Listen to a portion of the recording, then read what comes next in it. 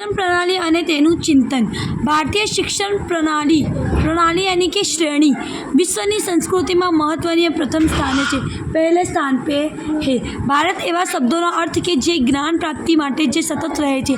જ્ઞાન પ્રાप्ति के માટે जो उत्पर रहता है, उत्पर यानी कि सतत मेहनत करता रहता है, वो देश है भारत. ભારતીય શિક્ષણ પદ્ધતિમાં અનેક જ્ઞાનની પરંપરાઓનો સમાવેશ થયેલું જ્ઞાન કોઈપણ જાતના ભેદભાવ वगैरह आचार्यों द्वारा गुरुकुलों में आपवामां आवतुं ज्ञान. क्या भारतीय शिक्षण पद्धति कैसी थी कि जब परंपरा के समावेश सारे ज्ञान तुम्हें दिए जाते, भेदभाव यानी कोई भी जात का तुम भेदभाव, अमीर गरीब, आचार्य यानी सर टीचर जो होते थे वो कोई तरीके का भेदभाव करते नहीं थे. गरीब को भी उतना ही पढ़ाते थे, अमीर को भी उतना पढ़ाते थे. कहाँ? गुरुकुल में. आवा गुरुकुलो जे ते राज्यना राजा द्वारा तेमनुं भरण पोषण करवामां आवतुं. वो राज्य के राजा जो रहते थे वो गुरुकुल के सारे खर्चे उठाते थे. गुरुकुलो मोटा भागे नगरनी बहार अथवा मोटा जंगल में शांत स्थळे बनाववामां आवती. गुरुकुलो मोटा भागे ज़्यादा करके नगर के बाहर जंगल के जगह बनावे में आती थी जहाँ शांत रहते, पूरा माहौल शांत हो. आवा गुरुकुल में सुधी एक साथ 5,000 के 10,000 विद्यार्थी रखे. कितने बच्चे रह सकते हैं? 10 या 5,000 भणी सके तेवी आयोजन ऐसे पूरी व्यवस्था करवामां आवती हती. नदी, पर्वत, जंगल, वनस्पति, कुदरती संपत्तिनी नजीक रही विद्वान गुरुओं पासेथी तमाम विद्या, कला, ज्ञान ने जाणी शकवानी अनुकूलता आ गुरुकुलमां हती. नदी के वो लोग क्या करते थे? बच्चों को नदी के किनारे लेके जाते थे, पर्वत पास लेके जाते थे, जंगल, हर चीज़ के बारे में उनको बताते थे. नजीक यानी उनके नज़दीक जाके विद्वान यानी गुरु जो थे वो बहुत पढ़े लिखे थे, विद्वान थे, सारी जात की उनके पास ज्ञान था. विधवा का भी कला यानी कि कोई भी वो कला यानी मालूम है ना, पेंटिंग करना, हस्तकला, ज्ञान भी अलग अलग ज्ञान, तत्व ज्ञान, ज्योतिष का ज्ञान, हर चीज़ का ज्ञान उनको देने में आता. हजारों विद्यार्थी आराम थी रह सकते थे. जंगलनी पासे नदी, सरोवर, खेती लायक जमीन पासे आकार लेता. ये सारी जगह के पास वो क्या बोलते ये गुरुकुल होता था. आजूबाजूना गामड़ा, नगरनी प्रजा तथा मोटा राजा के व्यापारी आर्थिक मदद थी एवं गुरुकुलों चलता था. इनके पैसे चलाने के लिए ये लोग फीस नहीं लेते थे बच्चों के पास से. क्या करते थे? नगर जो बड़े बड़े मोटे मोटे व्यापारी अमीर लोग होते थे वो लोग दान करते थे, उनके दान के पीछे से ये चलता था. शुल्क लेवामां आवतो नहीं और 1 रुपया भी शुल्क यानी 1 रुपया भी विद्यार्थी के पास से लेते नहीं थी. गुरुकुल में अनेक गायों होता. गायों यानी मालूम है ना, गाय તેને ચરાવવી, દોરાવવી, साफ सफाई करवी, रक्षण करवू शिष्यों की जवाबदारी थी. ये सारी जवाबदारी किसकी थी? शिष्य की. लकड़ी लाना, सब भी लकड़ी. आश्रम की गायों दूध निकालना, घी, माखण शिष्यों उपयोग लेवामां आवतुं. सारा काम शिष्य करता था. एक बार उनको समझा देते थे, फिर वो सारे काम करते थे और जो पैसे आते थे उनके वो लोग कपड़े खरीद लेवे, उनका खाना वाना, उनका सारा खर्चा निकलता था. शिष्यों ने वहेला उठવું, जल्दी उठना, नहा धोना के प्रार्थना करवी, सफाई करवी, यज्ञ यानी वो दिया जलाना, समाधि लेवा जेवू, रसोई करवी, उनको कैसे कपड़े धोना चाहिए, काम कैसे करना चाहिए, रसोई कैसे करना चाहिए, वो सारी चीज़ें उनको सिखाई जाती थी. आश्रम में अन्य कामों करवा और दूसरे काम करना, साथ अभ्यास करो और साथ में अभ्यास करना और दिनचर्या यानी दिन की सारी एक्टिविटी साथ गणा. तो दरेक शिष्य सारी रीते रही सके, भणी सके.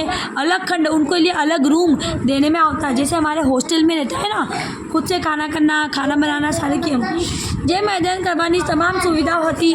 साथ हजारों की संख्या शिष्यों ध्यान करी शकाय, जमी शकाय, बैठ सके, खाना खा सके, विद्वानों सांभी सके तेवा सुंदर प्रार्थना खंड और ऐसा लंबे लंबे बड़े बड़े प्रार्थना खंड भी थे. भोजनालय यानी कि जहाँ पे बैठ के भोजन करते. ठीक है, इसमें मैंने बहुत सिखा दिया, बहुत लंबा पैराग्राफ है, हम लोग अब यहाँ से ले लेते. औषध विद्या यानी औषधि, तुलसी, हम लोग औषध ज्ञान होता है ना, विज्ञान, जिसमें तुलसी के पत्ते को पीस के, हर पत्ते को पीस के दवा बनाती है. वो जानकार जीवन सलामती नामनी राजानी दासीना पुत्र था. આ પ્રકારની શિક્ષણ વ્યવસ્થા ફક્ત પુરુષો માટે જ હતી તેવું પણ ન હતું कि भाई जो ये जो सारा ज्ञान है खाली पुरुष को देंगे, सारी डॉक्टर खाली पुरुष बनेंगे, ऐसा भी नहीं है. इसको अपने अपने डॉक्टर बोलते हैं औषध विज्ञान को. स्त्रियों भी सीखती, कला में पारंगत थी.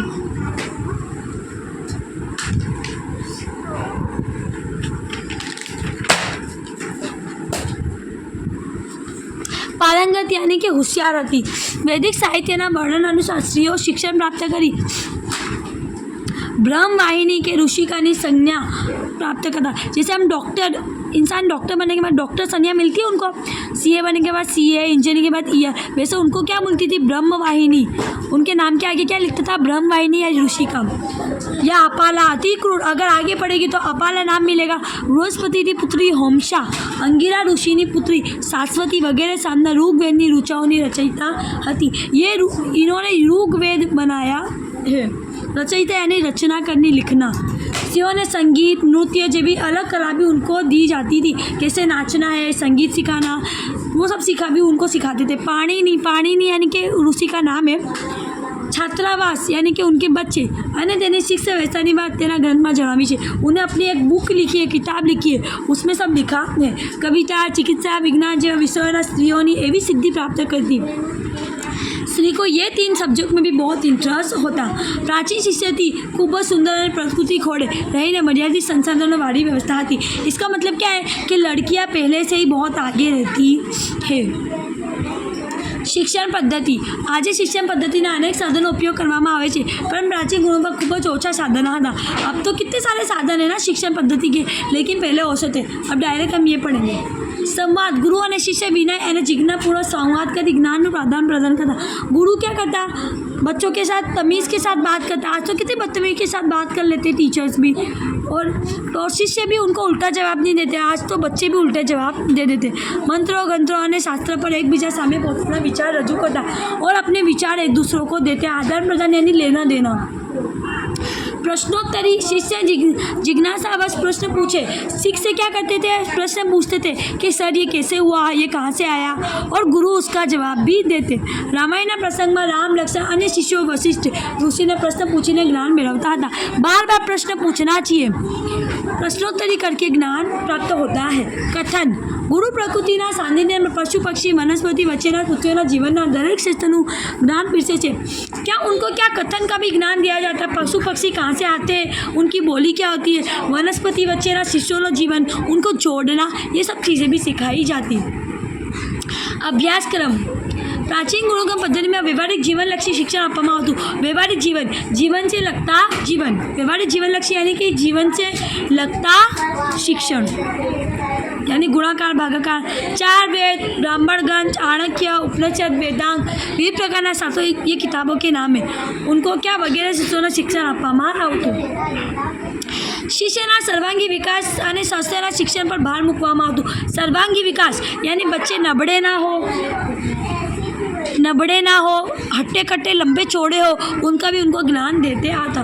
पोताना कुड़ यानी हमारा कुड़ होता है ना, जैसे हमारी पेढ़ी, खानदान, ज्ञाति अनुसार व्यवसाय में कौशल्य प्राप्त करूँ, तेने व्यवसाय लक्षी शिक्षण આપવામાં આવતું. व्यवसाय लक्षी शिक्षण जैसे कि हमारे घर में लोखंड के ही काम करते, ये हमारा व्यवसाय है, तो वैसा भी शिक्षण उनको देने में जाता. भारतीय ज्ञान परंपरा विषय विस्तृत चर्चा करो. प्रस्तावना. भारतीय ज्ञान परंपरा है एक परंपरा मानी जाती है. रूल. विश्वની સૌથી प्राचीन सबसे पुरानी परंपरा है. भारतीय वैदिक समय में साहित्यના भारतीय ज्ञानी अमूल्य यानी जिसका कोई मूल्य नहीं, परंपरा अद्भुत यानी बहुत अमेजिंग वारसोનો સંગ્રહાયેલો છે, यानी इकट्ठा करेला. वीर नर्मद, तुमने देखी वीर नर्मद लाइब्रेरी, उसमें ये सारे पुस्तक है. ते આજની યુવા પેઢી માટે જાણવું ખૂબ જ જરૂરી છે. हमारे जैसे लोगों को जानना ज़रूरी. ज्ञानનો ઉદ્દેશ માત્ર જાણકારી પ્રાપ્ત પૂરતો નથી.